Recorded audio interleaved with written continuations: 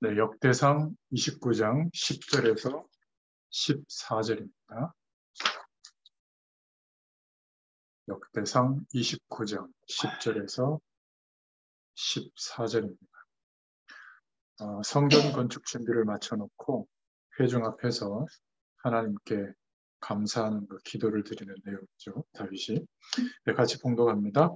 다윗이 온 회중 앞에서 여호와를 송축하여 이르되 우리 조상 이스라엘의 하나님 여호와여, 주는 영원부터 영원까지 송축을 받으시옵소서. 여호와여, 위대하심과 권능과 영광과 승리와 위엄이 다 주께 속하였사오니 천지에 있는 것이 다 주의 것이로소이다. 여호와여, 주권도 주께 속하였사오니 주는 높으사 만물의 머리이심이니이다.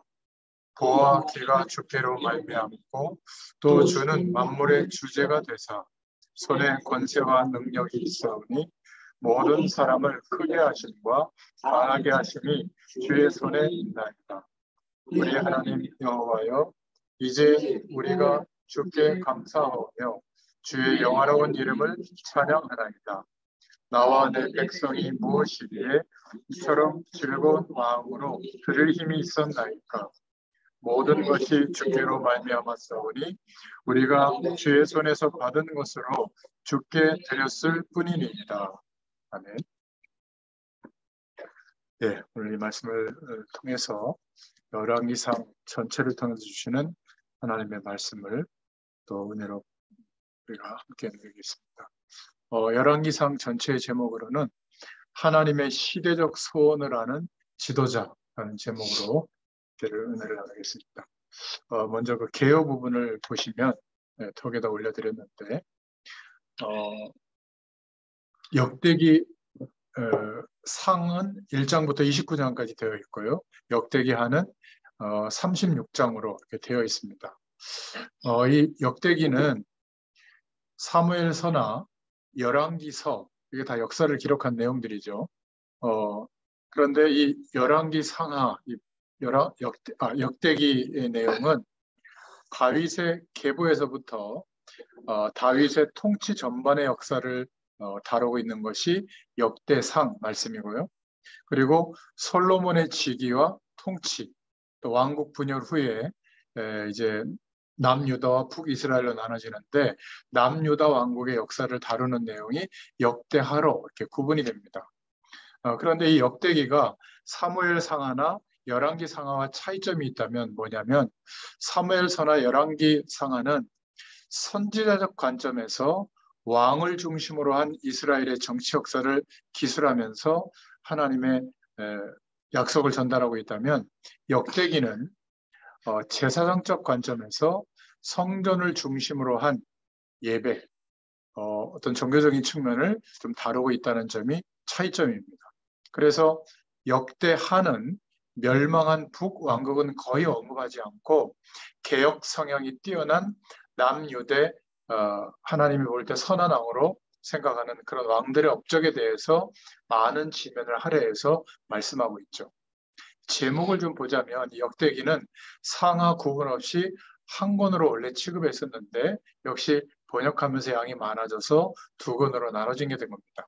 원래 이름은 그 시대의 말씀들이라는 뜻을 갖고 있는데 뭐 디벨의 하야밈 뭐 이런 뜻으로 이렇게 불렸는데요. 그러니까 역사 가운데 이스라엘의 역사 가운데 일어난 사건들을 기록한 책이라는 의미죠. 헬라어로 기록된, 그러니까 히브리어가 헬라어로 번역되잖아요. 그 헬라어로 번역된 역본인 70인역에는 이것을 두 권으로 분리해서 생략된 사건들이라는 의미로 즉 열왕기에서 기록되지 않는 내용들이 왕들의 기록에서 추가로 기록되었다는 취지에서 아마 역대기로 제목이 붙여진 것 같아요. 그래서 훗날 종교개혁자 루터가 이 역대기를 가리켜서 거룩한 역사 전반에 걸친 연대기 크로니콘이라고 지칭한 데 착안해서 본서를 역대기를 크로닉이라는 단어로 붙여서 크로니클스 그러니 뭐라고 볼까요? 거룩한 전반에 걸쳐진 연대기 뭐 이런 의미로 영어 성경에서는 그렇게 쓰는 것 같아요. 우리는 그냥 역대기라고 이렇게 표현을 하죠. 그래서 이 역대기는 전통적으로 학자요, 서기관이요, 제사장인 에스라 선지자가 아마 통해서 기록되지 않았나, 이 역사가 그렇게 여겨지고 있습니다. 기록 시기는 주전 450년에서 한 400년경에 기록된 것으로 보고 있습니다. 자, 그렇다면 이 배경을 보면요. 이 역대기 상하는 바벨론 포로에서 이제 다시 돌아오죠. 바벨론으로 끌려갔다가 완전히 멸망받고 나서 끌려갔다가 다시 회복돼서 돌아오는데 그 100년 후에 포로로 돌아온 지 100년 후에 역사적 상황에서 이스라엘 백성들에게 주어진 메시지가 바로 역대기입니다. 그래서 당시 그 바벨론의 고레스 왕이 너희 중에 무릇 그 백성된 자는 다 유다 예루살렘으로 올라가서 거기 있는 여호와의 전을 건축하라. 스가랴 1장 3절에 보면 나오는데요. 그래서 BC 538년경에 바벨론 포로에서 돌아온 성전 건축자들의 공동체였습니다. 그들이 예루살렘으로 귀환한 주요 목적은 예루살렘에 이제 여호와의 성전을 다 무너졌던 성전을 재건하고 거기서 모세의 율법과 다윗의 규례대로 여호와께 드리는 어, 언약 잡은 제사 이거를 회복하는 데 목적이 있었죠. 그런데 성전 재건은 여러 반대에 부딪혀서 10여 년간 중지됩니다. 또 성전이 지어지고 나서도 언약 잡은 예배가 회복되는 것은 현실로 잘 나타나지 않죠. 그 이유는 다윗 왕족 가문이 시들해졌을 뿐만 아니라 정치 경제적으로도 별다른 나아지는 변화가 없었기 때문에 더욱이 아하수에로 왕 때 하만으로 인해서 유대 공동체는 큰 위기를 당했고 이로 인해서 유대 공동체는 점점 사기가 줄어드는 그 당시였어요. 그래서 하나님께서 다윗에게 하신 언약이 지금도 맞나? 지금도 하나님이 역사하시나? 이렇게 의심하면서 과거의 다윗 왕조에 대한 그리고 민족에 대한 부흥의 영광을 회복할 가능성이 별로 없어 보이는 분위기였어요. 그래서 이스라엘은 신앙의 위기를 맞고 있었기 때문에 여기에 대한 답을 찾기 위해서 역대기를 기록했다. 이렇게 볼 수가 있습니다. 그래서 어, 에스라 선지자를 통해서 어, 역대기가 다시 그러니까 우리가 놓쳤던 역사 특히 다윗 왕과 역대기 하에서는 솔로몬 왕을 중심으로 이렇게 나눠서 물론 사무엘 상하, 열왕기 상하에서도 말씀하고 있지만 뭔가 중요한 우리가 이렇게 하나님의 언약에 대해서 확신하지 못하고 있고 이스라엘의 회복을 기대하지 못하는 상황에서 어떤 것을 우리가 놓쳤는가 이것을 다시 회복시키는 것이 역대기를 기록한 목적이라고 볼 수 있습니다. 그래서 역대기의 주제는 세 번째로 보면 역대기는 전반에 걸쳐서는 다윗의 언약이 그 중심에 있습니다. 하나님께 순종하고 하나님의 언약을 기억하는 나라와 백성은 대대로 영원하며 형통케 된다는 사실이 역대기 전반에 스며 있죠. 하지만 그들이 비록 하나님께 불순종하며 배반하고 타락하는 백성이라고 하더라도 하나님은 경고하고 징계해서 다시 온전한 하나님의 백성으로 삼으신다. 이런 내용이 또 배경에 나와 있습니다. 이런 사실은 남유다 이스라엘 백성들이 바벨론에 의해 멸망당해서 포로로 끌려갔는데도 불구하고 하나님은 연단의 기간을 거친 후에 그들을 다시 원래 예루살렘으로 본토로 회복시켜 주는데도 잘 나타나 있죠. 한편 다윗 언약과 더불어서 다윗이 계신 언약과 더불어서 한 가지 주목할 것이 역대기 전반에 걸쳐서 나오고 있는 성전 예배가 무게 중심을 이루고 있습니다. 성전 안에 언약궤를 회복한 구약의 광야를 통과했던 가장 중요한 그 성전 중심의 예배 이거를 회복하고 있다는 점이 역대기의 주제 중에 하나입니다. 그래서 성전을 더럽히는 자는 악한 왕으로 기록되어 있고 성전을 정결케 하고 성전 예배를 복원하는 왕은 선한 왕으로 평가받는 내용이 역대기에 나오죠. 결국 예배를 통해서 하나님과의 바른 관계를 회복하는 것이 하나님의 백성에게 요구되는 제일 중요한 자세다. 이거를 밝히고 있는 게 역대기입니다. 그래서 역대기의 마지막 네 번째로 내용 구성을 보면 1장부터 9장까지는 다윗 왕통, 족보에 대해서 나옵니다. 다시. 그리고 10장부터 12장까지는 다윗이 즉위하는 장면, 그리고 13장부터 27장에는 다윗이 통치하는 내용, 그리고 28장부터 29장에는 다윗의 말년에 대해서 나오죠. 그리고 역대기 하를 보면 1장부터 7장까지는 솔로몬이 통치하기 시작하는데 성전을 건축하는 장면이 나오고 솔로몬을 중심으로 이스라엘 국가가 황금기를 이루는 내용 역대하 8장부터 9장까지 나오고요. 그리고 솔로몬이 산당을 천여 개나 허락하고 난 뒤에 완전히 국가가 이제 분열이 되고 남유다의 왕들의 통치 내용이 나옵니다. 10장, 11장에는 남북 분열에 대해서 또 11장부터 36장까지는 유다의 10명의 왕들에 대해서 그리고 역대하 36장에 보면 패망하는 그런 내용이 마지막으로 나오게 되죠.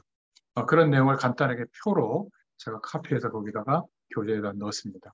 한마디로 말해서 역대기는 역사서인데 포로에서 다시 예루살렘으로 돌아오고 난 뒤에 100여 년쯤 지났을 때 낙심돼 있는 그런 이스라엘 백성들에게 다시 성전을 재건하고 이제 성전 중심으로 예배를 회복해야 될 하나님의 언약을 믿는 믿음을 회복해야 될 그 사실을 강조하고 있는 내용이 역대기라고 보시면 됩니다. 여기서 기억해야 될 거, 여전히 왜 가나안 땅에 정착해야 하는지, 그리고 가나안 땅에서 이스라엘 백성들은 왜 왕국을 이루고 있는지, 이 목적이 뭐죠? 오실 메시아가 오실 땅이니까. 그리고 거기에서 메시아 사상을 증거할 때 하나님은 여지없이 아무리 강대국들이 주변에 있어도 하나님의 능력이 이스라엘 백성들에게 나타나게 한 겁니다. 그런데 이 역사의 시간들을 쭉 이렇게 읽어보면 거의 다 많이 놓치고 있어요. 우리도 마찬가지죠. 인생의 수많은 일들을 겪고 매일매일을 살아가고 있는데 나는 누구인가? 나는 무엇을 위해서 어떻게 살아가고 있는가? 여기에 대한 방향성이 분명해야 되거든요. 그 방향 속에서 오늘이 있다면 오늘은 절대 우연이 아닙니다. 그래서 오늘을 살아가는 내용과 오늘을 살아가는 기준은 하나님께서 주시는 힘과 능력이 99%라고 보시면 돼요. 그 내용이 우리에게 실제가 되면 드디어 나는 여기에 왜 있는지 또 왜 이런 중요한 선택을 해야 되는지 이런 것들이 이제 해석이 되고 성령의 인도를 받기 시작하게 될 줄로 믿습니다. 자, 그래서 지난주에 이어서 오늘 역대상 말씀을 통해서 주시는 하나님의 말씀을 본다면 하나님의 시대적 소원을 아는 지도자 한 명이 너무 중요하다. 바로 이 내용을 우리에게 알리시는 것 같아요. 지도자라고 하니까 굉장히 유력한 사람이 되는 것만 지도자가 아닙니다.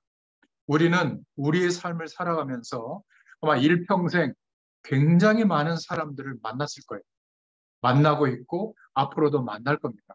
그 모든 사람들에게 우리에게 하나님이 이 유일한 하나님만 주시는 이 축복과 답을 경험하고 체험하고 있다면 이 축복을 전달할 수밖에 없도록 그 영향력이 나타날 수밖에 없도록 우리를 영적 서밋으로 세워주실 겁니다.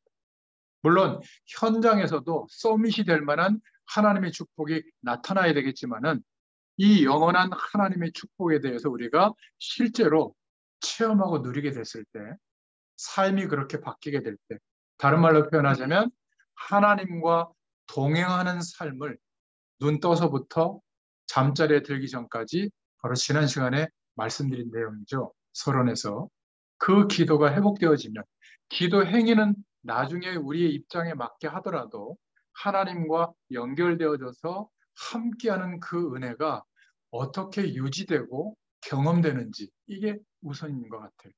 그래서 산업 현장에서 영적 서밋으로 우리를 세우고 계시는 겁니다. 이게 믿어져야 되는 거죠. 역대상은 왕들의 이야기입니다. 특히 사울왕, 다윗왕, 솔로몬 왕의 이야기인데 왕이라는 말은 서밋이 된 거잖아요. 그 대단한 능력과 배경을 가지고 있는데도 영적 서밋이 되지 못한 왕들 때문에 국가적으로 현장에는 문제가 옵니다. 그래서 전체의 방향은 영적 서밋, 풀어서 설명하자면 하나님의 시대적 소원을 하는 지도자로 하나님이 우리를 부르셨다. 이게 성경이 말하고 있는 우리에게 주신 최고의 약속이에요. 대부분 기독교인들이 성경의 최고의 약속을 놓치고 내가 지금 세상을 살아가는 세상살이에 필요한 것만 기대하고 있다 보니까 하나님이 원하시는 방향과 항상 결이 다르게 있는 것 같아요. 목회자는 목회가 목적이 아닙니다.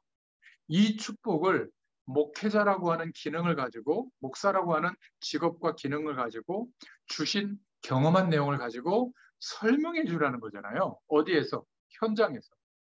현장에서 설명하도록 제자를 찾고 세우고 그들이 교회 공동체를 이뤄서 땅끝까지 이 축복을 전달하게 하라는 건데, 앞에 것은 빼고 목회를 이루고 공동체를 이루고 조직을 갖추고 예배당을 크게 짓고 경제적 여력이 커지면 뭐 하겠습니까? 인생은 유한한데. 그죠? 그래서 욕심을 내는 거잖아요. 한 100세가 되도록 목회하려고 그러고, 지금 저 신천지의 그 누굽니까? 나 이름도 까먹어. 아, 이만희. 90세가 넘었나요? 그런데도 설교하잖아요. 막 손 떨면서. 그래서 희망들을 다 갖고 계시는 것 같은데, 제자의 눈을 뜨지 못하면 그렇게 됩니다. 악착같이 내가 모든 것을 동원해서 내가 한다는 거죠. 아닙니다. 하나님이 하세요.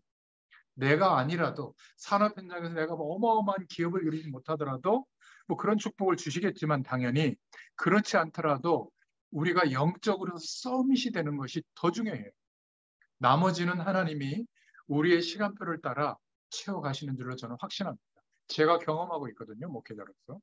여러분도 아마 동일할 겁니다. 자, 그렇다면 우리가 복음을 받았기 때문에 서론으로 이 영적 서밋으로 어떻게 올라서느냐, 이게 중요하겠죠. 그래서 가장 먼저가 돼야 될 게 복음에 대한 서밋이 돼야 되는 겁니다.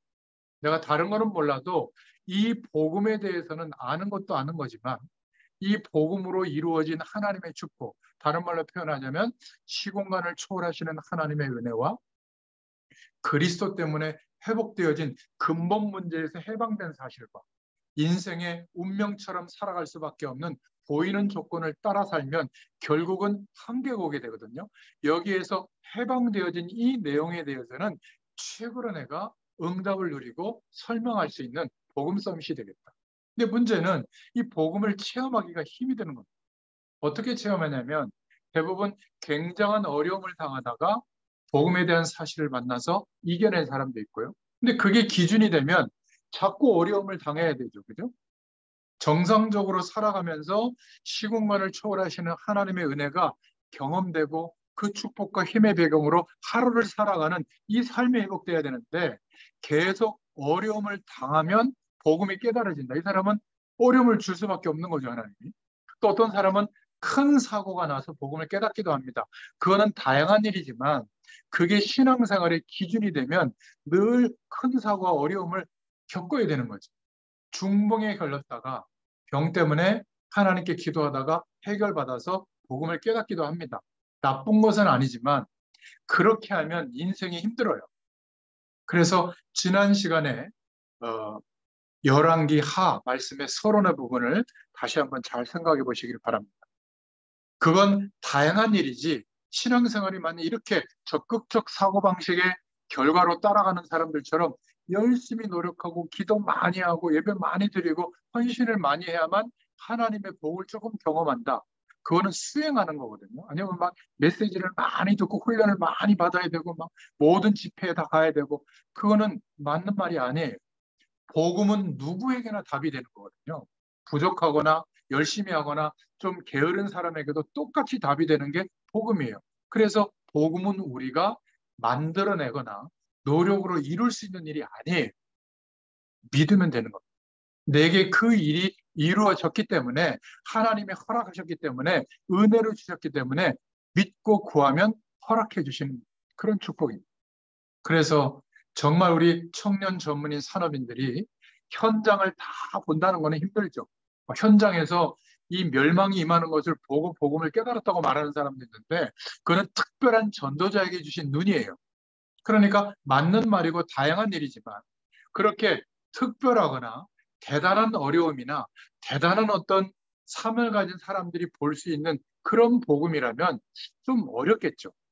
하나님은 우리의 삶을 통해서 내가 하루를 살아가는데 말씀도 기도도 전도도 하나님의 영광도 경험할 수 있는 이 복음적인 삶이 무엇인지, 다른 말로 표현하면 기도를 우리는 계속 30년 동안 말씀을 통해서 듣고 있거든요. 그런데 중요한 것은 기도 행위는 많이 하는데 기도가 회복이 안 된 경우가 많습니다. 그것도 산업 현장에서. 이 산업 현장은 돈이 오고 가기 때문에, 이익이 오고 가기 때문에 이 산업 현장에서도 복음이 기준이 돼야 되거든요. 그러니까 이게 무엇일까를 정말 발견할 수 있기를 축원드립니다. 그래서 우리에게 계속 주시는 말씀이 중요하다. 근데 말씀을 외우는 것이 아니라 그냥 주일 예배드린 말씀을 통해서 하나님이 지금도 말씀이고 하나님이신데 말씀으로 우리에게 역사하고 있거든요. 하나님이 내게 말씀하고 계시는 이 내용을 붙잡고 조금 우리의 마음에 담을 때 각인되어지는 일이 일어나는 겁니다. 여러분 자꾸 실망하고 낙심하고 실패하고 이런 것들이 마음에 담기면 그게 각인이 되거든요. 하나님의 말씀이 확인되고 말씀에 대한 은혜가 우리 안에 좀 이렇게 붙잡아지면 아침에 일어나서 저는 1시간 정도 그 시간을 갖는데 이게 전부인 것 같아요. 말씀이 각인되지 않으면 말씀을 잊어버려요. 주일날 무슨 말씀을 주셨지 이거 잊어버립니다. 오늘 아침에 하나님이 내게 어떤 말씀의 은혜로 하루를 인도하시려고 내게 깨닫게 해주셨지 이걸 잊어버린다는 것은 말씀 각인이 안 돼 있는 거거든요. 여러분 계속 잘 안 되더라도 아침에 그 시간을 꼭 가져보세요. 어느 날 말씀이 기억납니다. 그거는 각인되기 시작한 거예요. 여러분 복음의 성경 구절 30개 정도가 암송이 되어져 있고 그 말씀을 근거로 내 삶이 해석되어진 은혜가 우리 안에 각인돼 있잖아요. 제가 약속합니다. 기적이 일어납니다. 그런데 대부분의 사람들이 열심히 살아가는데 말씀이 각인되어지지는 못해요. 그런 시간은 확보하지를 못해요. 좀 조용한 시간 찾아야 되거든요. 아마 여러분들 집회 가보셔도 알지만 집회 가서 많이 모이고 막 찬양하고 막 메시지 듣고 대단한 것 같잖아요. 근데 그 시간에 주신 말씀과 그 은혜가 돌아오는 한 해까지, 예를 들어서 뭐 대학 수련회다 그러면 돌아오는 1년 동안 그 말씀을 매일 생각하면서 매일 삶에 적용해 보면서 또 해석해 보면서 실천해 보면서 말씀이 내 안에 이렇게 차분하게 자리 잡으면요 능력이 되거든요. 그런데 작년에 주신 말씀을 잊어버리고 오늘 가서 또 듣는다. 그러면 연명하는 거죠. 잠깐 은혜 받고. 이게 너무 안타까운 거예요. 분명히 하나님은 지금도 역사하고 있는 겁니다. 이 부분이 여러분들에게 확인될 수 있기를 축원드립니다. 자, 이때부터 말씀이 우리 안에 은혜가 되고 뭔가 이렇게 자리 잡기 시작할 때 그 말씀이 하루가 지나도록 잊어버려지지 않고 생각이 계속 나고 한 주일이 지나도 계속 그 말씀의 은혜가 포개져서 더 분명해질 때 뿌리 내려지기 시작하거든요. 이때부터 기도가 됩니다. 하나님을 바라보는 게 돼요.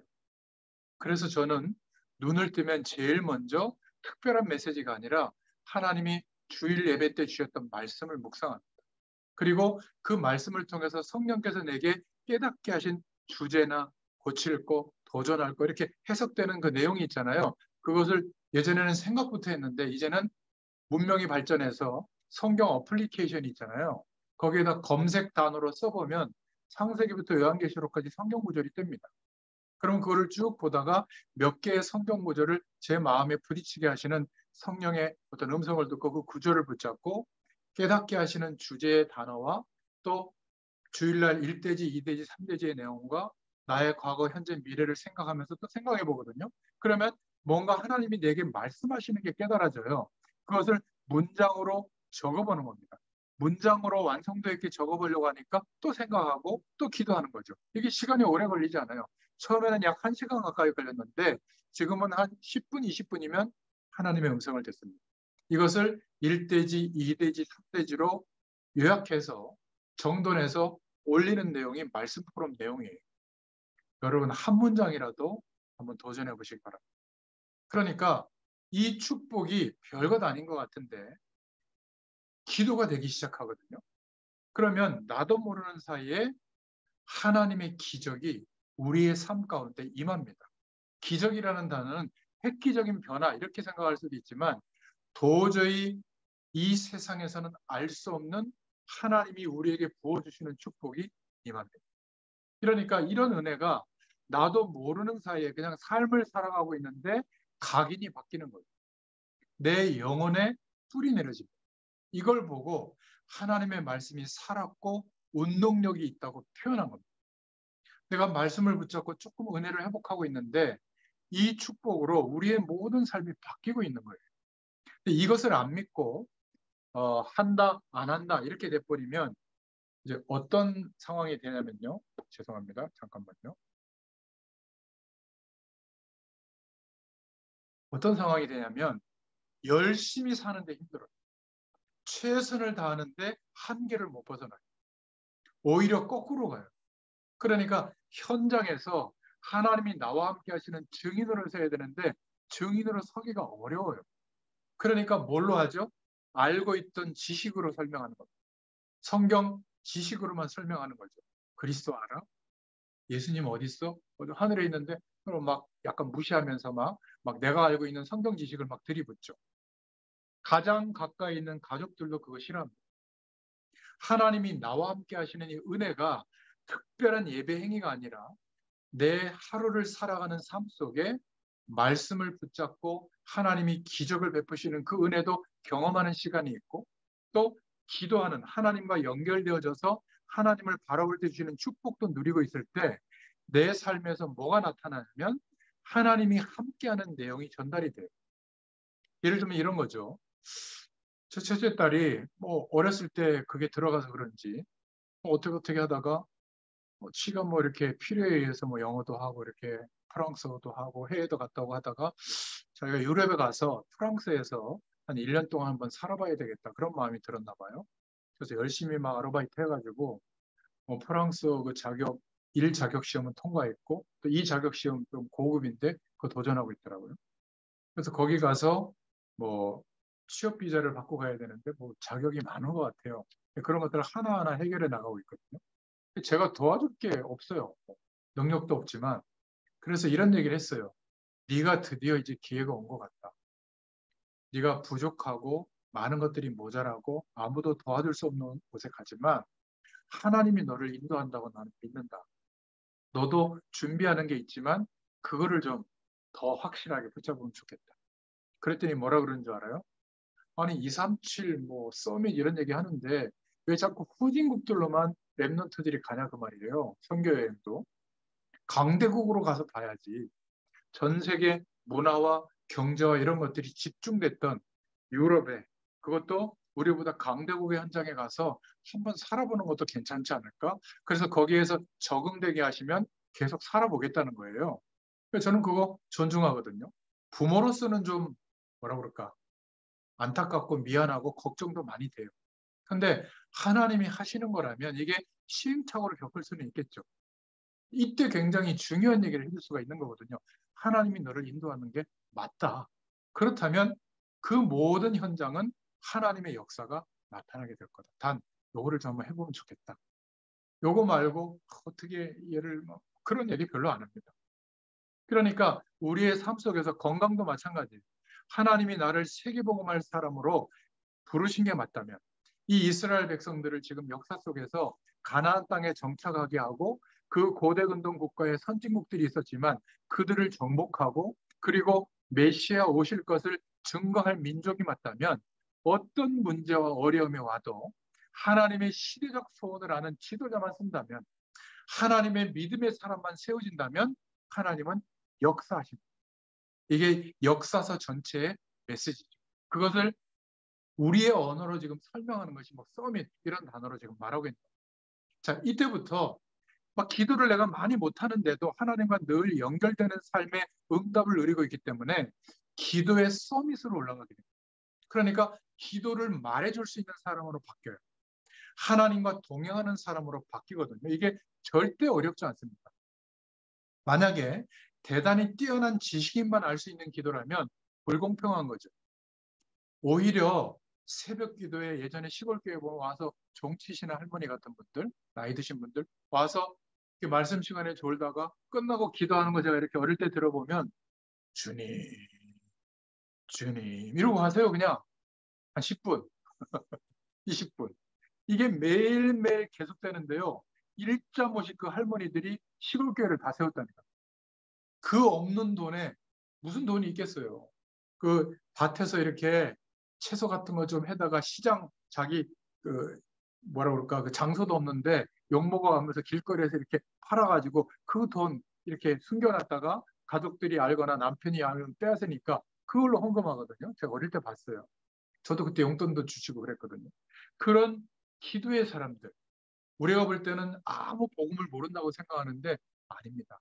그분들이 뭐가 됐냐면 잠재의식과 무의식 속에 하나님의 은혜가 뿌리 내려진 거예요. 그러니까 어떤 어려움 속에서도 하나님이 하신다는 걸 믿고 있었거든요. 비록 젊은 목회자가 시골 교회에 담임 목회자로 와서 잠이 많아서 새벽 기도를 못 나와도 그 목사님을 욕하지 않았다니까요.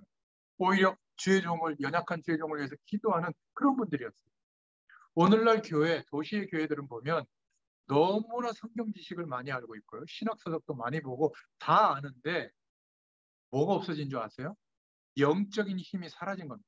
그래서 교회의 일도 하나님의 일도 세상적인 방법과 내용으로만 하려고 하는 거예요. 그게 나쁜 건 아니지만 뭘 놓치느냐? 거기에 하나님의 역사가 없을 가능성이 많아요. 하나님은 지금도 믿음의 사람을 기다리고 있습니다. 어디에서요? 산업 현장도 똑같습니다. 그러니까 이 기도 안에서 하는 공부, 기도 안에서 열심히 하는 일은 비교가 안 되는 겁니다. 그냥 열심히 하는 공부와 일과 우리가 기도 안에서 하는 일은 완전히 다른 거죠.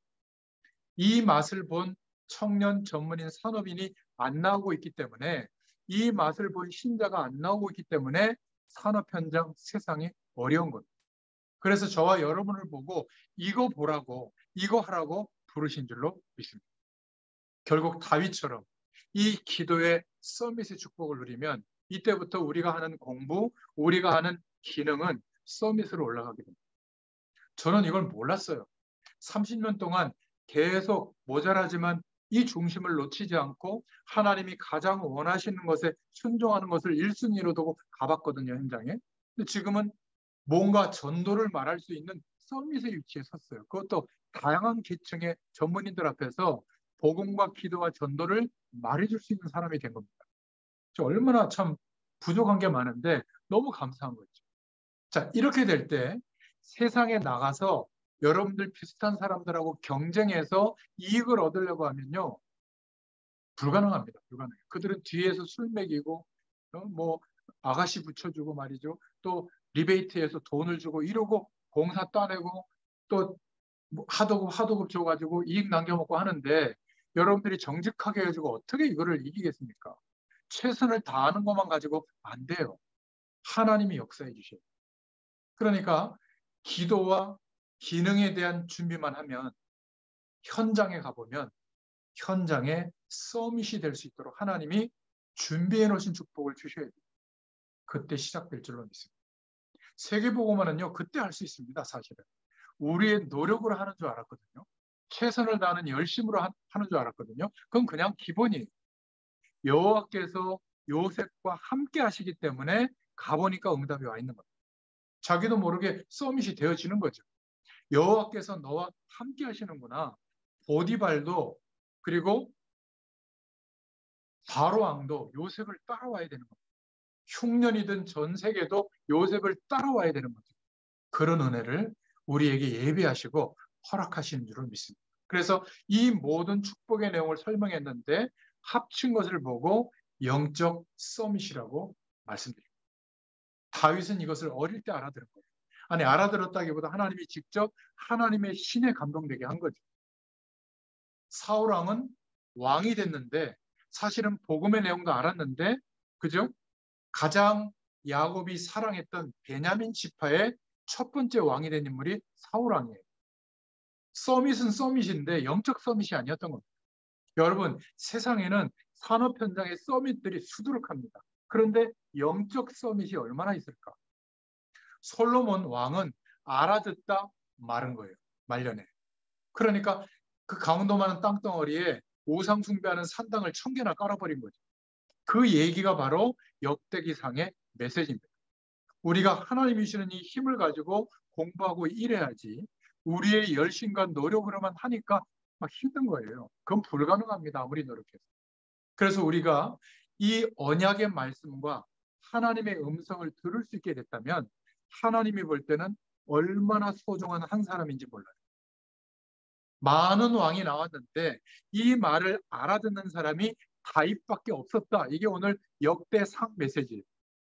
3명이 있었다. 남유다 왕국에 히스기야가 조금 알아들었고 요시야도 조금 알아들었다. 그래서 다윗, 히스기야, 요시야를 3대 성군이라고 하잖아요. 나머지는 다 10명의 왕들이 못 알아듣는 겁니다. 그 얘기를 말하고 있는 거예요. 오늘 이 시간에 그냥 참여하시면 안 됩니다. 어떤 면에서는 시간 낭비가 될 수가 있죠. 하나님, 나에게 하나님이 원하시는 것을 알게 하여 주옵소서. 이 시대에 하나님이 가장 필요로 하는 것을 알게 하여 주시옵소서. 시대적인 하나님의 방법을 찾게 해 주옵소서. 이게 제가 지금 오늘 영적 서밋이라는 단어로 말씀드린 겁니다. 이 답을 찾으러 여기 와야 되고 설교자인 저는 이 답을 말해줘야 되는 겁니다. 개념이 아니라 응답받고 있는 것을 말해줘야 되는 거죠. 영적 서밋으로 가라. 청년 전문인 산업인들이 영적 서밋으로 가지 못하면 평생 고생하고 끝납니다. 이 영적 서밋으로 간다면 시대마다 하나님이 남겨진 자들을 세워서 갑절의 영감을 줘서 다른 말로 표현하면 장작 언약의 주인공으로 세우셔서 그 시대에 하나님의 영광을 나타내도록 하신 그 응답을 허락하시는 줄로 믿습니다. 만약 영적 서밋으로 가지 못하고 열심히 해도 세상 사람들처럼 뭔가 인생의 결과가 오거든요. 그런데 나중에 더 큰 어려움이 옵니다. 아주 중요할 때 하나님의 역사하심이 없기 때문에 문제가 더 커지는 거죠. 이 말을 못 알아듣고 왕에 대한 기록들을 역대기들을 아무리 보면 그 왕들이 했던 일들을 아무리 연구하면 거기에 문맥사항을 앞뒤로 아무리 연구하면 뭔 소용이 있겠어요. 그걸 보고 언약 놓친 성경 공부라고 하잖아요. 왕이 언제 죽고 어디서 살고 뭐 했는지 그게 뭐가 그렇게 중요하겠습니까? 오늘 역대상 여러분 한 줄 동안 통독하시는 분이 분명히 있을 줄로 믿고 말씀드립니다. 통독하실 때 단어와 문장보다 이 역대기 전체를 통해서 하나님은 나에게 우리 시대에 무슨 말씀을 하고 있는가 이게 보여요. 그래야 한 장 한 장 거기에 단어 의미들이 이제 부딪혀와도 편협해지지 않는 겁니다. 복음이라고 하는 것은 작은 이야기가 아니라 이 시대를 살리는 유일한 하나님의 답이요 능력이 되는 줄로 믿습니다. 한마디로 뭐죠? 왕들이 있었는데 기록에 보니까 역사에 보니까 영적 서밋으로 못 갔다. 서밋은 서밋인데 우리에게 주시는 메시지는 뭐죠? 산업인들은 많다. 우리도 성공할 수 있다. 노력하면. 그런데 그런 성공보다 영적 서밋으로 가야 된다. 많은 사람들이 열심히 살지만 이 부분을 놓쳤기 때문에 어려움이 왔고 지금 이 시대도 반복되는 어려움이 와 있는 거다. 그래서 우리가 그 굴레에서 벗어난 증인으로 이 답을 가지고 세워져야 될 줄로 믿습니다. 자, 그렇다면 오늘 1대지, 2대지의 두 번째 페이지, 복음 가진 청년 전문인 산업인들이 붙잡아야 할 역대기상 메시지를 보겠습니다.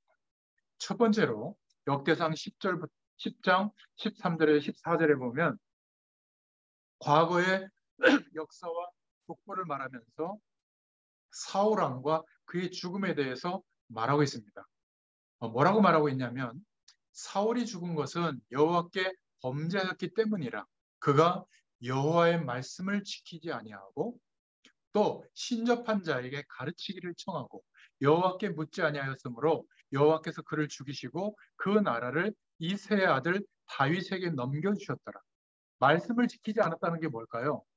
왜 가나안 땅에 이스라엘 백성들을 오게 했는지, 왜 왕정 시대가 시작됐는지, 왜 본인을 서밋으로 왕으로 세워서 통치하게 했는지 이것은 잊어버리고 첫 마음을 잊어버리고 어떻게 변했죠? 자기보다 더 뛰어난 다윗을 시기 질투한 겁니다.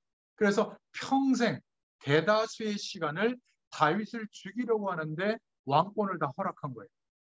왕권을 낭비한 거죠. 그러다가 나중에 어떻게 되어지죠? 하나님의 축복을 이제 경험을 못하기 시작하니까 신접한 자에게, 그 여인에게 귀신의 도움을 받아서 정치를 하려고 했던 겁니다. 말도 안 되는 거죠.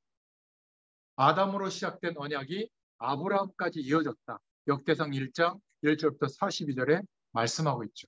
여자의 후손이라는 언약을 지었죠. 창세기 3장 15절에.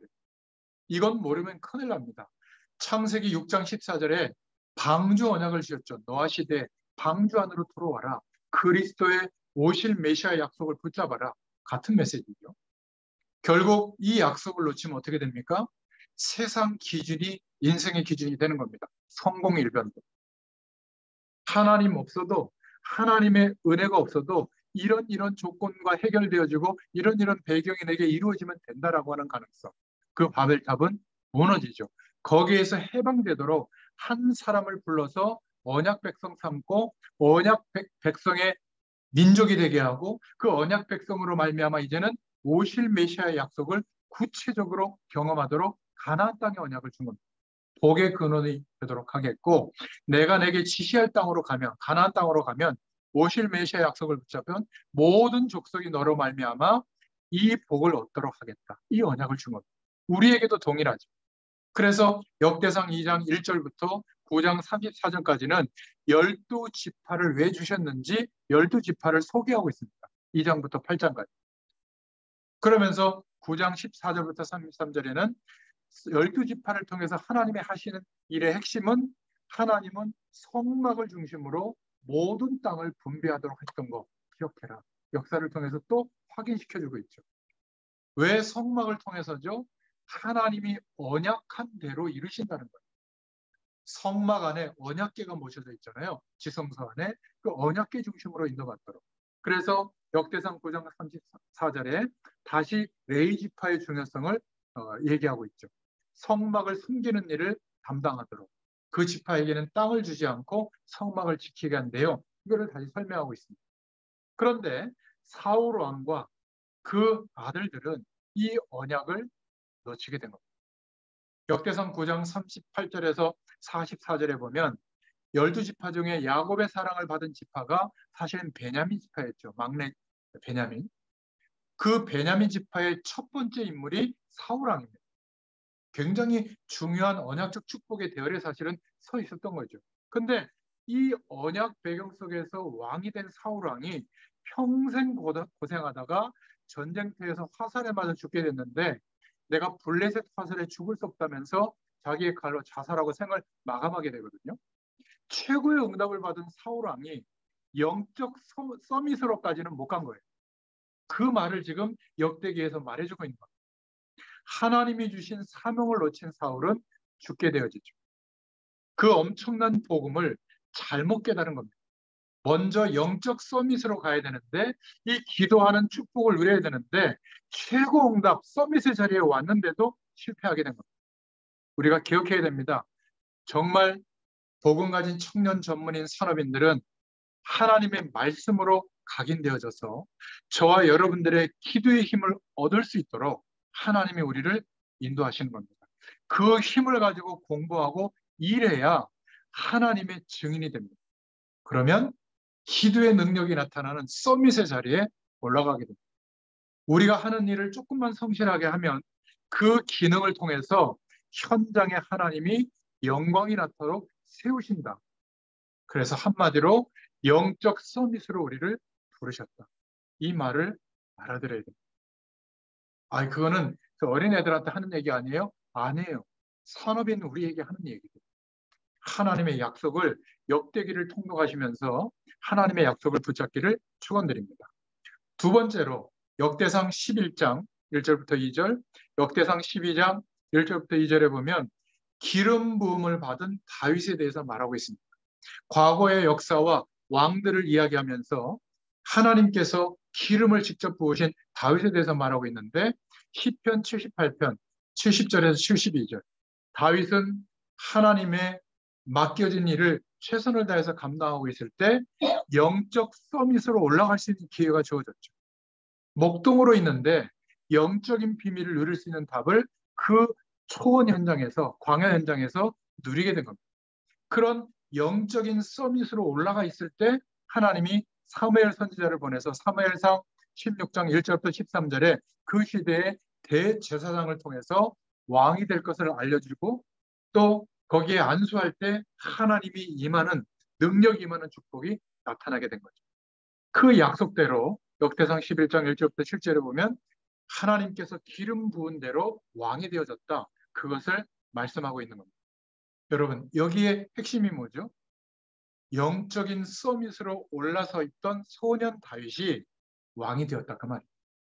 살아있는 하나님의 말씀을 우리에게 각인하는, 좀 말씀을 묵상하면서 하루를 시작하고 하나님의 뜻을 찾으면서 하루를 마무리하고, 낮 시간의 일과 시간은 어떤 것이 더 복음에 유익할까, 하나님께 영광이 될까라는 생각으로 인도받는 평범한 하루인 것 같은데, 이것이 계속 포개지다 보면 나도 모르게 우리에게 뿌리 내리는 각인이 완전히 바뀌게 될 줄로 믿습니다. 영적인 서밋에 응답을 주실 줄로 믿습니다. 살아있는 하나님의 말씀이 우리에게 각인되면 기도의 힘이 생겨요. 그 힘을 가지고 공부하고 일하잖아요. 그 다음에는 뭐죠? 증인으로 서게 되는 겁니다.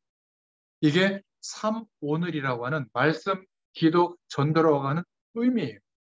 전도할 대상자를 적어놓고 막 기도하고 그들에게 전도 편지도 전달하고 뭐 자료도 전달하고, 이거는 아주 단편적으로 본 겁니다. 우리의 하루의 삶을 통하여 하나님의 영광이 우리와 관련된 사람들에게도 보여지도록 나타나게 될 줄로 믿습니다. 그 내용입니다. 그러니까 다윗은 왕이 되고 난 뒤에 사무엘이 전한 말씀을 기억하고 있잖아요. 그래서 첫 번째로 전쟁에서 이겼을 때 시온산성을 빼앗아서 그 시온성, 다윗성이라고 이름을 바꾸고 시온성이라고 바꾸고, 왜 바꿨죠? 언약궤, 빼앗겼던 언약궤를 가져오죠. 이러니까 하나님이 다윗 주변에는 계속 돕는 사람을 붙입니다. 역대상 11장에는 많은 용사가 다윗을 도왔고요. 역대상 12장 1절부터 7절에 보면 시글락에 다윗이 숨어 있었을 때 베냐민 지파의 용사들이 그를 도왔고, 역대상 12장 8절부터 15절에 갓 지파에서 방패와 창을 쓰는 용사들이 다윗을 도왔다고 나와 있고요. 역대상 12장 16절부터 18절에 보면 견고한 성을 가진 베냐민 지파와 유다 지파 사람들이 다윗을 도왔다고 나와 있습니다. 이게 무슨 내용들이죠?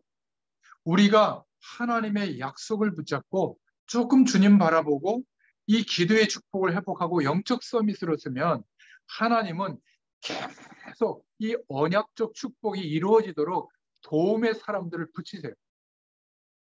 산업 현장에 이 응답이 와야 될 줄로 믿습니다. 블레셋의 죽음을 피해서 시글락으로 갈 때는 므낫세 지파 사람들이 다윗을 도왔죠. 역대상 12장 19절부터 22절이 그 내용입니다. 역대상 12장 23절부터 40절에는 헤브론에서 전투를 하는데도 싸움에 능한 장관들이 다윗을 도왔습니다. 한마디로 말하면 다윗은 왕이 됐을 때가 아니라 소년의 때, 목동 때의 영적 서밋으로 올라선 거예요. 그러니까 왕이 되었을 때, 왕이 되는 과정에서도 하나님의 축복이 나타날 수밖에 없었죠. 이 은혜가 복음 가진 청년 전문인 산업 현장에 임하기를 축원드립니다. 세 번째 역대상 메시지를 통해서 붙잡을 하나님의 음성은 역대상 13장 1절부터 2절, 역대상 29장 20절에서 21절의 내용인데, 역대상 15장 1절부터 24절에 보면 가장 먼저 다윗성을 짓고 언약궤를 옮겨옵니다. 그러면서 17장 1절부터 15절에 보면 다윗은 늘 고민했죠. 무슨 고민이냐면, 나는 이런 의리의리한 황금 침대에서 왕궁에서 잠을 자는데 언약궤는 저 바람 부는 곳에 있구나, 안타까워했습니다. 나는 좋은 집에 있는데 언약궤는 교회도 없이 성전도 없이 바람 부는 곳에 있구나. 다윗이 고민한 흔적이 나오죠. 그러니까 하나님이 볼 때는 참 기특하지 않겠습니까? 우리는 집에 수많은 것 다 갖다 놓고 치장하는데 내가 섬기는 우리의 교회는 관심이 없다. 이건 뭔가 좀 문제 있는 거 아니에요? 그렇지 않습니까? 전도와 선교에는 관심이 없다.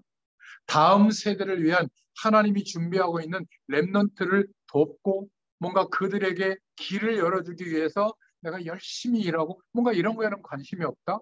그러니까 하나님이 지금도 똑같이 역사하고 있는데 하나님의 응답과는 결이 다른 인생의 위치에 있다면 우리가 좀 기도를 회복해야 될 줄로 믿습니다.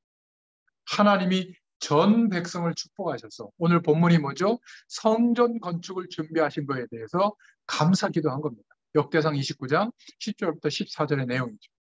여러분, 복음과 이 기도와 하나님이 하시는 전도에 우리 인생이 감염된 사람, 각인된 사람은 달라요. 여러분, 욥 잘 아시잖아요.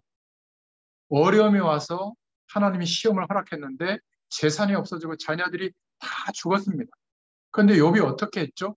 옷을 찢은 겁니다. 그 말은 회개했다는 거거든요. 하나님 앞에 엎드렸어요. 뭐라고요? 하나님, 이런 일로 원망하지 않게 하옵소서. 그게 욥기서 1장 20절에서 22절에 나오거든요. 나중에 축복을 두 배를 회복해 주셨는데 그때 또 티끌을 쓰고 재 엎드려서 회개하는 장면이 나옵니다. 뭐라고 회개했냐면 전에는 이런 어려움이 없기 전에는 내가 하나님의 말씀을 귀로만 들었는데 이제는 내 눈으로 보는 것과 같습니다. 이러면서 회개하는 장면이 나와요. 이걸 보고 영적 서밋이라고 합니다. 복음 서밋. 우리의 성공과 잘되고 문제가 해결되는 걸 가지고 감사한 게 아니라 하나님이 말씀하신 그 내용이 사실이군요. 이 눈을 열어주시고 이 축복에 대한 증인으로 서게 하여 주옵소서. 그래서 다윗은 평상시에 빼앗긴 언약궤의 중요성과 그 언약궤에 대한 한을 가지고 있었습니다. 역대상 13장에 그걸 말하고 있죠. 언약궤가 이스라엘로 돌아오게 됐고 다윗을 통해서 역대상 15장 1절부터 24절에 예루살렘의 언약궤가 드디어 다윗성에 안치가 되죠. 그리고 역대상 17장에 하나님의 성전을 짓지 못한 다윗의 고민을 나단 선지자에게 고백합니다. 그것을 듣고 하나님의 음성을 전달했죠. 하나님께서 허락하신 축복을 다윗에게 다시 하나님의 언약을 맺습니다. 하나님께서 계약을 맺거든요. 그 왕조를 그 다윗의 후손을 통해서 그리스도의 일이 이루어지도록 약속의 관계가 맺어지게 되죠. 결국 다윗은 항상 전쟁에서 승리를 거뒀습니다. 그렇게 주변국에게 업신여김을 당하고 완전히 뭐라 그럴까 사사기에는 전쟁에 졌는데 모압, 소바, 다메섹, 에돔을 이겼죠. 역대상 18장. 그리고 늘 대적 관계에 있던 암몬 족속을 이겼고 역대상 19장에 또 랍바를 함락시켰다. 역대상 20장에. 그리고 역대상 20장 4절부터 8절에 블레셋을 이긴 겁니다. 결국 다윗은 하나님의 뜻인 성전 건축을 준비했죠. 그리고 마지막에 역대상 22장 1절부터 19절에 솔로몬에게 성전 건축을 명령합니다. 그리고 마지막에 29장 10절부터 14절에 성전 건축을 앞두고 이스라엘의 온 백성 앞에서 하나님께 감사 기도 드리는 장면으로 마치게 되죠. 참 이런 것을 볼 때 하나님이 왜 다윗을 기뻐했는가 이것을 우리가 알 수 있습니다.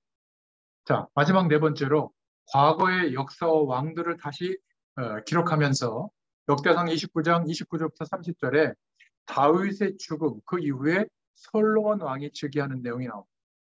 다윗은 성전 건축을 위한 모든 재료를 준비했다.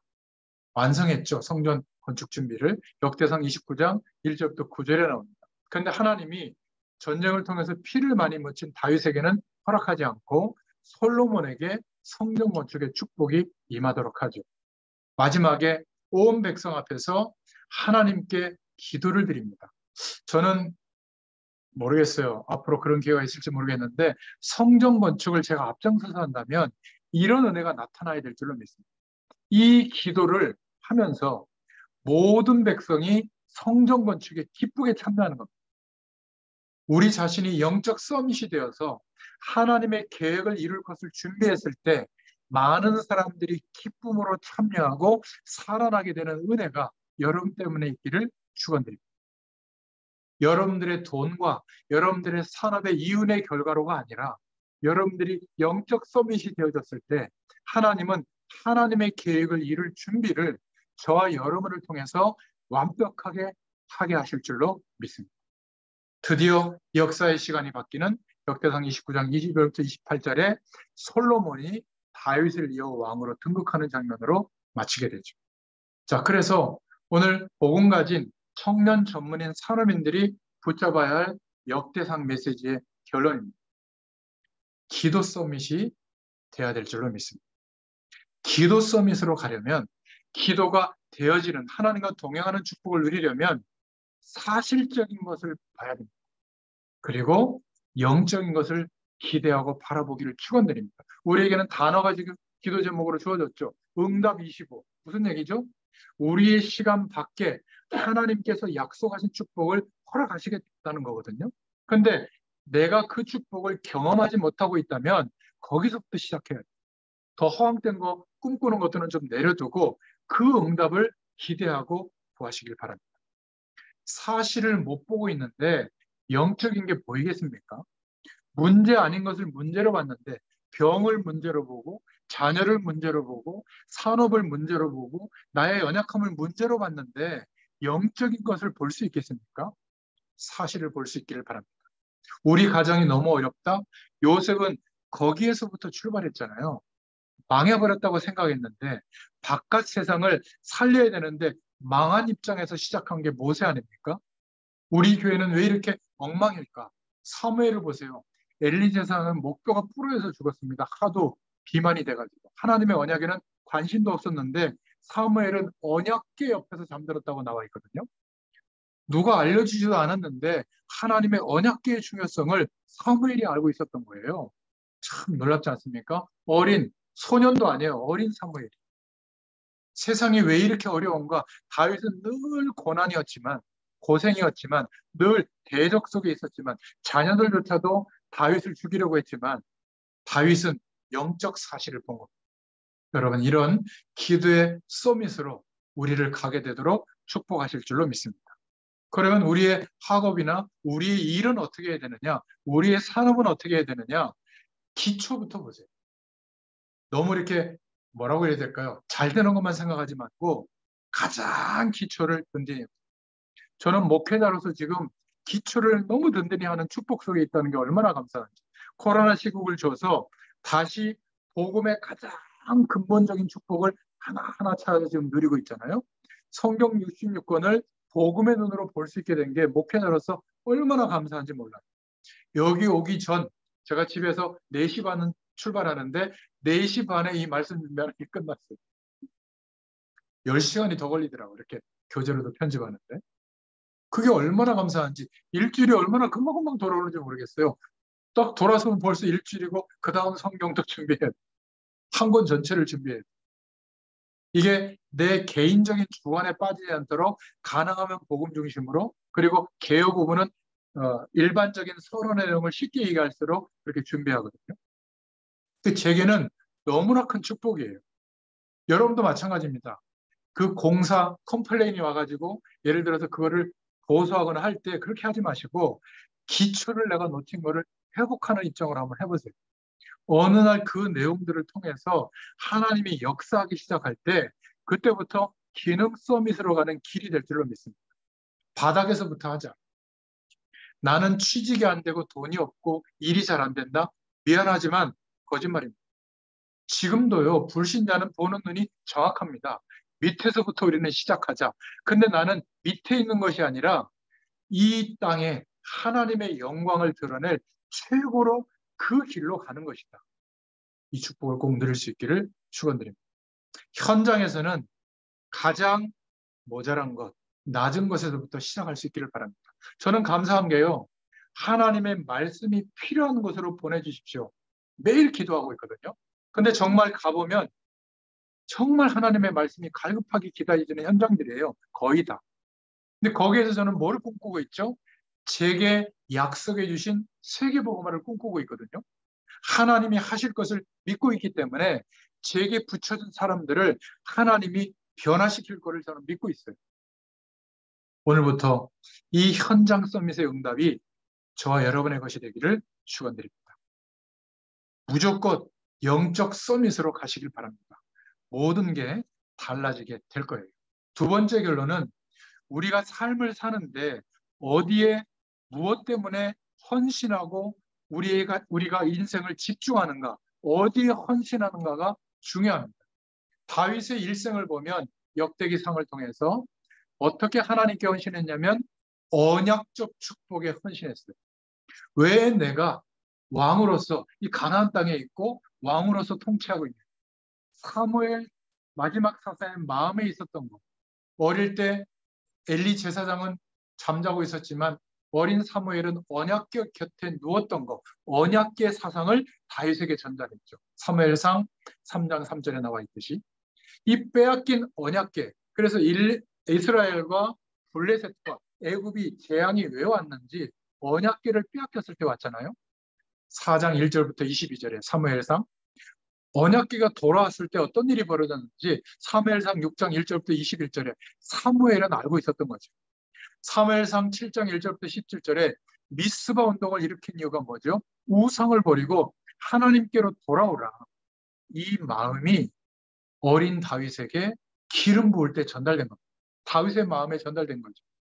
왕 될 것이다. 너는 망하지 않을 것이다. 들었어요. 사무엘상 16장 13절에. 그런데 언약 잡은 다윗 앞에 왕이 귀신 들려 있기 때문에 사울 왕이 하프를 켜면서 치유해졌죠. 하나님이 함께하는 능력으로 치유해졌습니다. 16장 23절. 그것 때문에 오해받아서 10년 동안 인생을 도망자의 신생으로 다녔지만 하나님이 세운 사울 왕을 2번이나 죽일 기회가 있었지만 다윗은 죽이지 않았습니다. 참 보면 하나님의 인도를 끝까지 받으려고 했죠. 결국 사무엘상 17장 1절부터 47절에 어린 소년이 언약 잡은 아버지 이새의 심부름 부탁을 하죠. 도시락 꼭 갖다 주고 증표를 받아와라. 뭔가 기도하는 사람들은 하나님의 시간표를 보는 눈이 열려지게 된 겁니다. 하나님이 그 은혜를 주시는 거죠.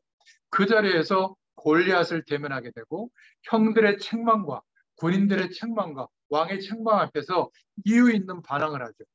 전쟁은 하나님의 손에 있고 언약을 업신여기는 저 골리앗, 하나님의 언약이 진행되는데 방해되는 것이라면 저 골리앗은 하나님이 내 손에 부시셨다는 것을 확신하고 꺾어버리게 된 겁니다. 이때부터 다윗은 전 세계로 소문이 나게 되고 서밋으로 서게 되죠. 근데 그냥 서밋이 아니라 영적 서밋으로 서게 되는 겁니다. 이 다윗은 성전을 향한 헌신을 회복한 사람입니다. 우리도 마찬가지죠. 하나님의 언약이 회복되어지는 것에 제단이 무너져 있고 교회 축복이 무너져 있는 이 시대에 하나님의 교회를 세우는 것, 그리고 선지자들, 주의 종들을 세우고 성교사님들을 세워서 언약의 죄안들이 세워지는 여기에 대한 헌신을 했던 인물이 다윗입니다. 우리에게도 이런 축복이 있기를 축원드립니다. 시편 5편 1절부터 3절에 보면 다윗은 새벽에 기도했던 인물이에요. 여러분, 남들보다 똑같이 살아서는 나아질 게 없습니다. 조금 일찍 일어나서 새벽에 공부하고 운동하고 기도할 수 있기를 바랍니다. 새벽에 앞서가는 시간이 축적되면 제가 계산해 보니까 한 15년 차이가 나더라고요. 제가 30년 동안 현장에서 말씀 심부름했는데 아침에 조금 일어나서 했던 그 일이 굉장한 시간이 많이 차이가 나요. 여러분, 이 은혜가 여러분에게도 있기를 바랍니다. 다윗은 성전을 향한 헌신을 했는데 사무엘하 6장 1절부터 16절에 보면 오벳 에돔에 있던 그 집에 있던 언약궤가 다윗성으로 돌아올 때 얼마나 기뻐했는지 막 춤추면서 기뻐한 겁니다. 다윗의 평생 소원은 성전을 지어서 언약궤 중심으로 하나님께 예배하고 찬양하는 거였거든요. 그래서 다윗 시대에 찬양대도 조직이 되잖아요.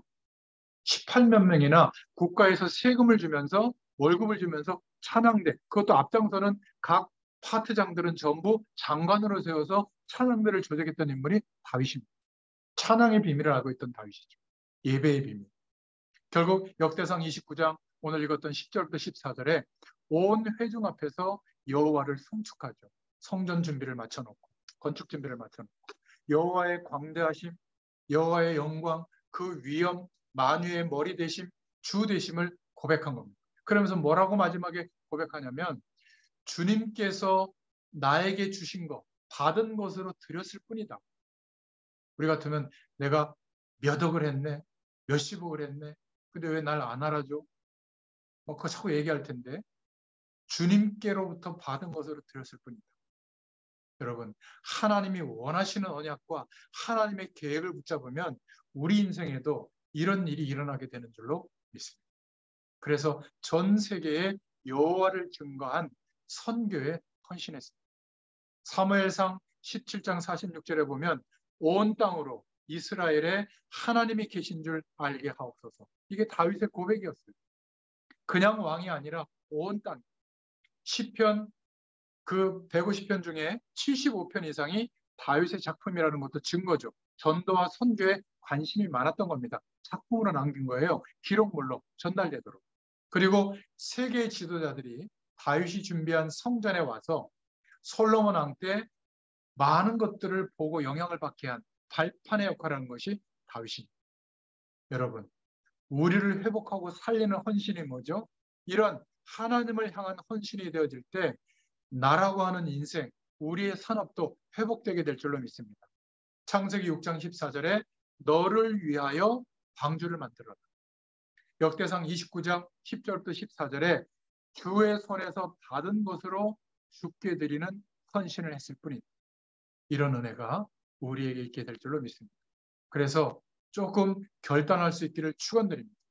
우리가 최선을 다하고 열심히 하는 것보다 내가 지금 이렇게 성실하게 최선을 다하는 것이 무엇을 위한 헌신인가? 역대기를 우리가 읽어보면서 하나님의 음성을 들을 수 있기를 축원드립니다. 너무 허황된 거 말고 구체적인 하나님의 비전을 붙잡게 되도록 기도하시길 바랍니다. 알뜰살뜰 전략도 그냥 전략이 아니라 세계복음화 때문에 전략하는 삶과 궁색하게 사는 삶은 달라요. 그죠? 내가 할 수 있는데 중요한 이유 때문에 안 하는 거거든요. 헌금도 의미 있는 헌금을 해야 될 줄로 믿습니다. 우리는 정말 다윗처럼 하나님이 볼 때도 성도들이 볼 때도 불신자가 볼 때도 정말 멋있는 전도자로 세워질 수 있기를 축원드립니다. 다윗의 목동 시절은 하나님의 이 유일한 축복을 누리는 영적 서밋으로 세워졌던 시간이에요. 가장 어려울 때. 그리고 양 한 마리도 잃지 않도록 최선을 다한 그 기능적 축복이 준비되어졌죠. 하나님이 그걸 쓰신 겁니다. 대단한 전쟁 기술을 쓴 게 아니라 소년 시절에 그 다윗은 결국 이스라엘의 위기를 해결했죠. 청년 시절에 왕을 죽일 수도 있었지만 왕을 끝까지 존중하고 왕이 죽고 난 뒤에 자기가 왕이 됐어도 사울 왕의 자녀들을 돌보는 그런 모습도 보게 됩니다. 그리고 왕이 되어서 육신적으로 서밋이 되어서도 성전 건축을 소원하고 모든 내용들을 동원해서 성전 건축을 준비한 것을 보게 됩니다. 오늘 역대기 상하를 통해서 특히 역대기 상의 말씀을 통해서 수많은 서밋이 있지만 영적 서밋이 없었을 때 이런 어려움들이 왔구나. 그런데 하나님의 시대적 소원을 알고 그 축복 가운데 영적 서밋으로 세워졌던 왕이 나오면 그런 지도자가 세워졌을 때 하나님의 역사가 이렇게 회복되어지고 언약하신 축복이 이루어지는구나. 우리에게도 이 축복이 이루어지게 될 줄로 믿습니다. 기도하겠습니다. 하나님 감사합니다. 산업 현장에 또 전문 현장에 청년들의 현장에 복음 가진 하나님의 소원을 품은 영적 서밋으로 준비되어지고 세워지게 되도록 하나님께서 은혜를 베풀어 주시기를 소원합니다. 2023년도에는 우리의 시간 밖에 하나님이 완벽하게 준비해 놓으시고 약속하시고 우리에게 허락하시는 25시의 응답이 실제가 되도록 역사하여 주시옵소서. 예수님의 이름으로 감사하며 기도드렸습니다. 아멘. 감사합니다.